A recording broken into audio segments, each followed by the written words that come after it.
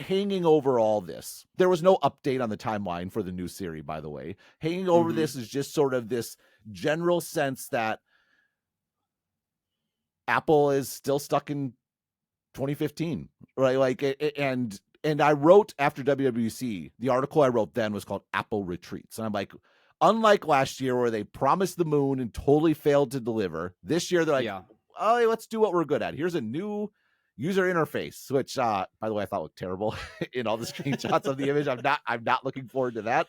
That's the only reason I'm reluctant to get the 17 Pro is I don't know if I want to dive in head first into whatever they're pushing on people, but such is life. But there was an aspect of, look, the company needed to reset. They got over their skis. They promised stuff they couldn't deliver. It was super embarrassing. John Gruber wrote Something's Brought in the State of Cupertino, and I think he was right. Spot on. Yeah. Yep. And so it was healthy, I think, to reset. But I think the angst and disappointment and flatness of the response, that's sort of the price of resetting. That's the price of retreating, is you're just like, people are excited if you announce new stuff. And if you realize healthily, I think, that we're not in the state or we don't have the capability to deliver stuff, and we need to make sure we can under promise and over deliver. The implication of that is you're not going to get the hype and people aren't going to be excited. And that's what I think people were feeling, and they were articulating it as, oh, there's nothing here. There was a lot here. It just wasn't what people wanted it to be.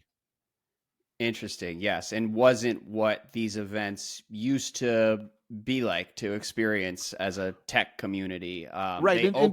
And I think just the broader sort of context here is, I think it was timely that we had the remedies decision last week. And we mocked it last week, this idea that Apple's not going to have money. Look, the Google deal is conservatively $20 million a year. Probably more like 25 or 26 at this point, because it's tied to the volume of searches, which sort of do keep going up. I mean, some sort of decline in the last 12 months, supposedly, but still, that number's from like 2020 or 2021 or something like that. And they made $100 million of profit last year. So 20 to 25%, you cut that out, and that is going to hurt. On an objective level, they still would have $75 million in profit, okay? They would have money to spend on innovation, and it's absurd that this was a reason for the judge to not sort of impose what seemed like a pretty straightforward remedy to undo the harm because of that.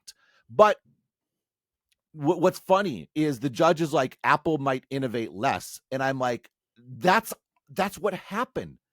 The entire anti-competitive problem with Google paying off Apple was not DuckDuckGo or Bing or Yahoo or whatever that heck alternatives to Google there might have been. The only entity that could conceivably fight with Google at Google's level is Apple. And where they combine, and again, Maps is the example. In Maps, I'm back in the US, I always retrial Google Maps. I think is still better, although they did turn back on my choose the most fuel efficient route setting. Did not make me happy. And they bought them off. They bought them off. And Apple, and this is where I was getting at with the sugar water thing. Apple, a long time ago, chose profits in exchange for basically not competing in an entire space. And that space just happened to be the best way in, the lead in to AI. Like, there is a clear link between what it takes to build a compelling search engine, what it takes to build AI. You have to get a lot of data. You have to catalog it. You have to sort it. You have to be able to manage, reason over, deal with large data sets. Apple basically opted out of that entire game in exchange for a check. And now today, when people are angsty and Apple can't deliver on AI, it's like, well, they don't have the muscle groups You're anymore. Trying to go into the gym and bench press a large amount of weight, and you haven't worked out in 10 years. Like, at best, you're going to fail. It doesn't end well. At worst, you're going to hurt yourself. Yeah. Which they did last year. They hurt themselves badly by promising stuff they couldn't deliver, which was basically analogous to someone going in a gym after 10 years, trying to do something that they used to be able to do and couldn't anymore, and then they screwed up their back.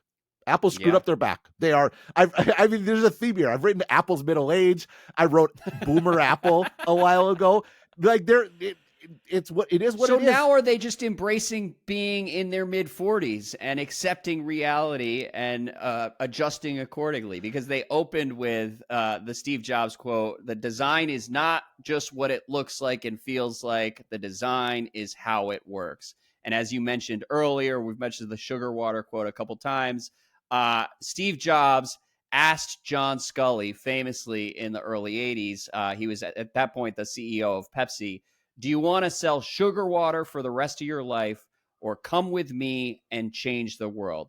So is Apple accepting that they're in the selling sugar water era of their company's I don't love the here? sugar water analogy. I just went there because of the famousness of the quote. Again, and because by using sugar water, I opened myself up to Karthik's unfair attack. So I guess I have to blame myself for that.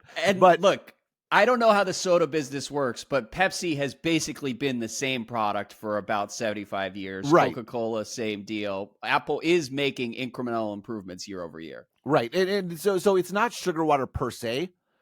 The more interesting part is the change the world part. Does anyone feel like Apple is changing the world? Yeah. It's a fair question. And I think the fact that clearly the answer is no, that is what I think drives just overall disillusionment and disappointment, or worse, complete disinterest in sort of what happened this week.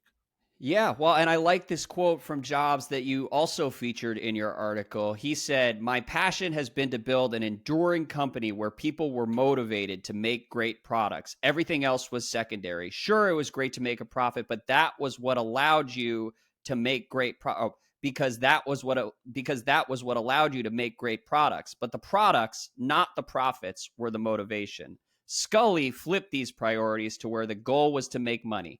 It's a subtle difference, but it ends up meaning everything. The people you hire, who gets promoted, what you discuss in meetings. And I thought that resonated in part because it seems to be, at least from the outside, that there has been a shift in terms of who gets promoted. No, just look at the Google deal. The Google deal, it is literally choosing money over competing and innovating. Like, there's just no other way to frame it. They decided to get paid off and basically closed out, didn't even bother competing, innovating, growing. There was no, let's make the iMac thinner because we can, when it came to search or information or anything along those lines. Yeah. And that's why that is why this quote pairs with the other one. The Apple, is Apple a company today that is eager to find new products to change the world, or are they eager to make money? And it feels like the money comes first, and then it defines their space. It defines their competitive place. Within that, I do think they're still making good products. Again, and so it's not like a doomed cause per se. And again, I do think they're still a technology company, but they're not all of technology. They're not taking this $100 million in profits, or 100 billion. Did I say million earlier? I meant billions. I think we have to go back and edit that. I think people knew what I was talking about. They're not going for it. And I think that's a bummer, but it is what it is. Well, is the apparent malaise just part of the natural life cycle of companies, though? Because there's a constant but Apple was undercurrent. supposed to be different. And I think that's what disappoints people, is Apple was supposed to be different, and it felt like they were different for a long time. And I think maybe some of that attribution was maybe a little favorable to Apple. Like, the example I always point to is people like, look at how Apple disrupted themselves with the iPod. They replaced it with the iPhone. And I'm like, yeah, they replaced it with a more expensive product with better margins. And not altogether a different product. Like, if you look at what has made Apple one of the most successful companies in the history of the world, they did cool, ambitious things in the 80s, and then the iMac was cool and ambitious, but it's really all been about the iPhone at the end of the day for them. And so it's hard to have a paradigm shifting innovation in one era and then continue to shift the paradigms in the era after that. Like, I read your thoughts on Apple, and I found myself thinking back to some of the conversations we had about Google. Remember when they acquired Wiz, I think in the spring, and there were people that were like reacting to that acquisition. It was the biggest acquisition in Google history. And people were wondering, why doesn't Google just spend half that money and build those capabilities internally? And the reality is they're just not very good at that thing anymore. And it's actually better for them as a company to recognize that blind spot and act accordingly. I don't know that Apple has that same self-awareness because obviously Apple did try to build Apple Intelligence internally and push it to the world, and it was a spectacular disaster. But at the end of the day, I think they're suffering from some of the same sclerosis that Google has, which isn't really surprising because most big companies have to sort of reckon with that reality and get kind of fat and lazy after enjoying a monopoly. Like there's been no competition for Apple for 15 years.